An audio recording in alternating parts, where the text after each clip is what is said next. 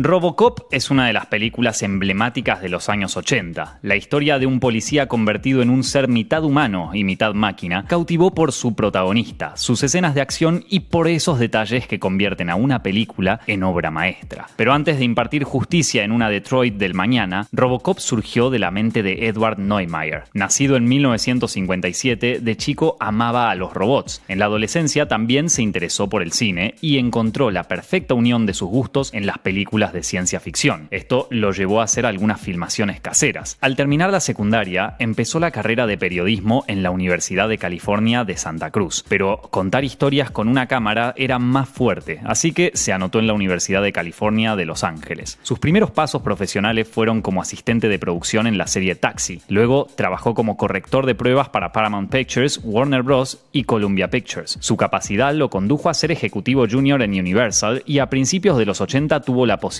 de ser vicepresidente de la compañía. Sin embargo, deseaba hacer cine y tenía un proyecto en mente, Robocop. La idea surgió cuando Neumeier trabajaba en Warner y tuvo la oportunidad de estar en el set de Blade Runner. Se sintió fascinado por el diseño de producción, pero aún más por el concepto del film, la inteligencia artificial en busca de humanidad. Esto lo llevó a pensar en un hombre convertido en una máquina, pero que no deja de ser un hombre y tiene conflictos al respecto. Neumeier también tuvo en cuenta otras influencias, como el western y Harry el Sucio, una de sus películas favoritas. Además, pensó en Frankenstein y en Jesús. Sin embargo, su principal influencia fue su propio ámbito laboral, el mundo de las corporaciones, con ejecutivos tan arrogantes como inescrupulosos. Robocop sería la oportunidad perfecta para satirizar ese microcosmos. Neumeier tampoco se privó de satirizar la situación política y social de los Estados Unidos en los 80, con el presidente Ronald Reagan como principal estandarte. El capitalismo descontrolado, la delincuencia y la mano dura fueron plasmadas en el guión, pero nunca olvidaba que el objetivo principal era entretener.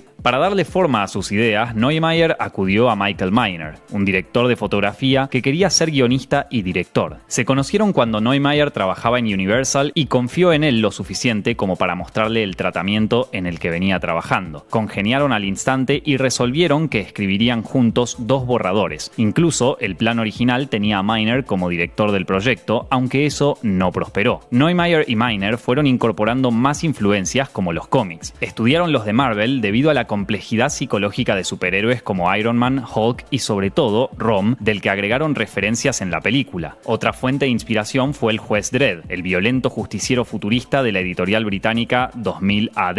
Una vez listo el guión, Neumeier y Miner acudieron a Jonathan Kaplan, un director que había empezado su carrera junto a Roger Corman. Kaplan se entusiasmó y gracias a él se sumó otro exalumno de Corman, el productor John Davidson. En ese momento, Davidson tenía buena relación con Orion Pictures, una de las compañías más sorprendentes de los 80. Sin embargo, el proyecto tambaleó cuando Kaplan fue encontrado por 20th Century Fox para dirigir Project X con Matthew Broderick. Entonces fue preciso buscar a un nuevo director. Neumeier y Orion pensaron en David Cronenberg, pero no pasó de un deseo. Sí se acercaron a Alex Cox, que había hecho Repo Man, pero no hubo suerte. Otros candidatos fueron Louis Teague, que eligió rodar La Joya del Nilo, y Tom Everhart, responsable de La Noche del Cometa. Entonces apareció Paul Verhoeven. Nacido en 1938 en Ámsterdam, tuvo una infancia marcada por la Segunda Guerra Mundial. De chico presenciaba bombardeos y ataques aéreos y debía caminar por las calles repletas de cadáveres. Esos episodios lo volvieron consciente de la fragilidad del cuerpo humano y dieron inicio a su obsesión por la violencia más cruda. En esa época no llegaban películas a la ciudad, pero sí pudo ver propagandas nazis. Cuando terminó la guerra y se estrenaron films de Estados Unidos, se sintió fascinado por el séptimo arte y decidió que quería ser director. Su primer trabajo profesional fue la serie de televisión Floris, con quien sería su actor fetiche, Rutger Hauer. Después concretó su ópera prima, la comedia picaresca Wat zien ik. Pero la primera película, 100% Verhoeven, resultó del drama erótico Delicias turcas. Le siguieron Ketje Tippel, Soldat van Orange, Spetters y El Cuarto Hombre. En estas películas, Verhoeven hace gala de su enfoque hiperrealista del sexo y la violencia, pero sin perder el interés por el ser humano y su instinto de supervivencia. Un enfoque mal visto en Holanda, donde le costaba conseguir ayuda económica y recibía acusaciones de inmoral. Ante esta perspectiva, se concentró en hacer largometrajes para el mercado norteamericano. Su primer filme en inglés fue Flesh and Blood, de 1985. Esta coproducción de entre Estados Unidos y países europeos resultó una experiencia problemática para el director. Sin embargo, dejó una buena imagen ante los ejecutivos de Orion, que aportó una buena parte del presupuesto. De esa manera, le ofrecieron dirigir RoboCop.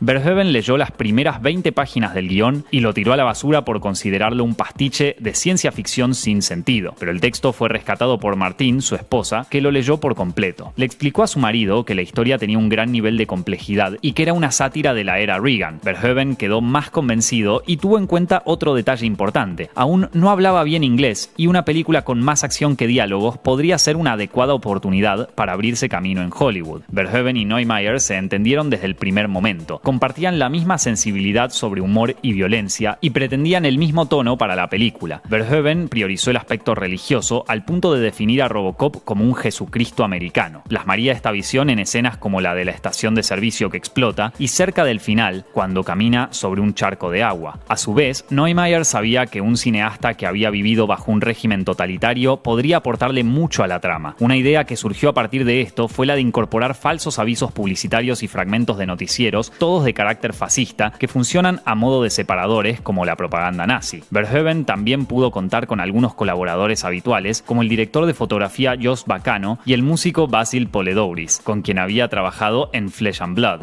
El siguiente paso fue encontrar al protagonista. Orion había tenido mucho éxito cuando distribuyó Terminator y propuso a Arnold Schwarzenegger para el papel, pero nunca hubo un ofrecimiento formal. Además, debido a su musculatura, sería complicado colocarle el traje. La producción sí consideró a Keith Carradine y entre los que llegaron a audicionar estuvieron Arman Assant y Michael Ironside, pero encontraron al actor perfecto en Peter Weller. Aunque ya había protagonizado algunas películas, como el clásico de culto Las aventuras de Buckaroo Banzai, todavía no era una estrella, pero estaba listo para dar el gran paso. A su vez, Weller se entusiasmó al enterarse de que Verhoeven sería el director. Había visto sus films de la etapa holandesa y sabía que convertiría a RoboCop en algo más que un simple espectáculo. Por su parte, Verhoeven encontró en el actor la versatilidad para ser duro y vulnerable y un mentón expresivo, ya que solo esa parte de la cara sería visible en las escenas. Pero la incorporación de Weller no fue tan sencilla. Verhoeven originalmente pidió hacer una audición. El actor acudió, pero le explicó que ya no hacía castings, en parte porque era disléxico. El director le preguntó si podía hacer mímica. La respuesta fue un no, pero sabía bailar e improvisó unos pasos que convencieron al director. Seleccionar al resto del elenco no fue un problema, aunque hubo un leve contratiempo. Anne Lewis, la compañera de Murphy, iba a ser interpretada por Stephanie Zimbalist, pero un contrato con la serie Remington Steele, de la que era coprotagonista, la obligó a retirarse. Fue reemplazada por Nancy Allen, que debió cortarse el pelo a pedido de Verhoeven. En la preproducción también se incorporaron otras dos figuras clave. Por un lado, el supervisor de efectos especiales Phil Tippett, que entre otras cosas animó con la técnica stop motion al ED-209, el otro robot de la película. Por otro lado, Rob Bottin, responsable de efectos especiales de maquillaje, fue quien debió crear el traje de RoboCop. Verhoeven se involucró en el diseño, por lo que Bottin hizo varios bocetos hasta encontrar lo que el director buscaba. Se decidió por un diseño simple, cercano al robot femenino o genoide de Metrópolis. Bottin tardó 6 meses en fabricar 6 trajes, incluyendo 3 dañados a propósito para algunas escenas. El costo fue de alrededor de $1 millón. El gasto más importante que implicó la película. El color iba a ser azul brillante, pero como podría ser molesto para los reflejos de las luces, decidieron cambiarlo por gris. Con un presupuesto de 13 millones, una cifra no demasiado elevada para un film lleno de acción y efectos, RoboCop fue rodada entre agosto y noviembre de 1986. Neumeier decidió ambientar la acción en Detroit porque simbolizaba el declive de los Estados Unidos. Sin embargo, la producción eligió mayormente la ciudad de Dallas, Texas, como principal localización debido al diseño futurista de algunos edificios. Al ser coproductor, Neumeier pudo asistir al rodaje, afianzó su relación con Verhoeven y aprendió de su talento y de su trabajo. Además, ayudó a los actores a pulir mejor sus líneas. A Miguel Ferrer lo asesoró para componer a su personaje, Bob Morton, el ejecutivo al mando del programa RoboCop. El actor que al principio no estuvo muy contento fue Weller. Antes de empezar a rodar, el traje de RoboCop no estaba listo, por lo que debió prepararse con un traje acolchado que no representaba inconvenientes. Pero cuando por fin pudo disponer del traje, descubrió que era una pesadilla. La primera vez que lo usó demoraron 9 horas en colocarle cada pieza, pero más que nada le costaba moverse. Molesto e incómodo, Weller le dijo a Verhoeven que no podía trabajar así. Davidson lo consideró despedido por un día, pero todos sabían que era imposible dejarlo ir. El traje había sido construido para ser usado solo por él. Ante este imprevisto, el rodaje fue suspendido 3 días para que Verhoeven y Weller pudieran encontrar la solución. El actor acudió al mimo y coreógrafo israelí Moni Yakin film que pronto dio con la clave. El personaje debía caminar de manera lenta para que su presencia lograra ser imponente. Pero había otro problema. Weller perdía 1,5 kilos de peso cada día debido a la deshidratación, ya que dentro del traje hacían 38 grados. Todd Trotter, asistente personal del actor, se encargó de conseguir ventiladores eléctricos y cuando Robocop debía aparecer en planos más cerrados, se conectaba el traje a un sistema de aire acondicionado. Otro alivio para el actor fue que el proceso de colocación del traje pudo ser reducido a 2 horas. El casco no era problema, ya que podía calzar en una gorra que simulaba la calvicie de Weller. El rodaje siguió sin mayores inconvenientes, salvo por el tramo final. El presupuesto se había terminado y faltaba rodar la escena en la que Murphy es tiroteado por los villanos. Verhoeven y Davidson les explicaron a los ejecutivos de Orion que filmar esa parte era imprescindible para la trama. La insistencia dio frutos y consiguieron dinero para realizar la escena en enero de 1987. Verhoeven no descuidó ningún detalle, ni siquiera a la hora de realizar los créditos finales. Debajo del aviso legal de los derechos de autor de Orion, agregó la siguiente leyenda: los infractores serán objetos de persecución por los androides de la policía. Una vez que la película estuvo lista, la producción chocó contra la Motion Picture Association of America, el ente de calificación estadounidense. Debido a su excesivo nivel de violencia, la calificación inicial recibida fue X, para mayores de 18 años. Como la Orion apuntaba a un público más amplio, Verhoeven debió ir 10 veces a la sala de montaje para hacer algunos recortes. Por ejemplo, cuando el ED-209 acribilla a un ejecutivo. Al final consiguieron la calificación R, para menores de 17 acompañados. Robocop se estrenó el 17 de julio de 1987. El éxito fue instantáneo. Recaudó 53 millones a nivel mundial. Los críticos también alabaron el film y captaron la crítica detrás de los disparos y las explosiones. Al año siguiente fue nominada al Oscar por Mejor Edición y recibió un premio honorífico por la edición de sonido. Robocop también catapultó a sus principales responsables, empezando por Verhoeven. Durante los 90 siguió demostrando su valía en Hollywood gracias a films como Total Recall y Bajos Instintos. El director, Neumeier, y varios integrantes de aquel equipo volvieron a trabajar juntos en Starship Troopers, que terminaría siendo una película de culto. Debido al suceso de Robocop, el personaje y su universo fueron expandidos de varias formas. En 1990 se estrenó Robocop 2, sin Verhoeven pero con Weller y Allen. 3 años después llegó Robocop 3, en donde el protagonista fue interpretado por Robert John Burke. También hubo una serie de corta duración, una miniserie, una serie de dibujos animados, videojuegos, cómics, merchandising de todo tipo y hasta una remake. En la Robocop de 2014, el director brasileño José Padilla y los guionistas tomaron los elementos básicos de la original y crearon una historia nueva. Joel Kinnaman encarnó a Murphy y a su versión metálica. Sin embargo, esta película no soportó las comparaciones con la original y no tuvo demasiado éxito. Robocop surgió a partir de un montón de influencias, pero terminó siendo un personaje único. Se benefició de la unión de creativos en su mayor esplendor y con libertad para hacer un producto tan entretenido como contestatario. Sin duda, una muy buena muestra de que la acción y la ciencia ficción pueden ser el vehículo perfecto para hablar sobre política, religión y sociedad.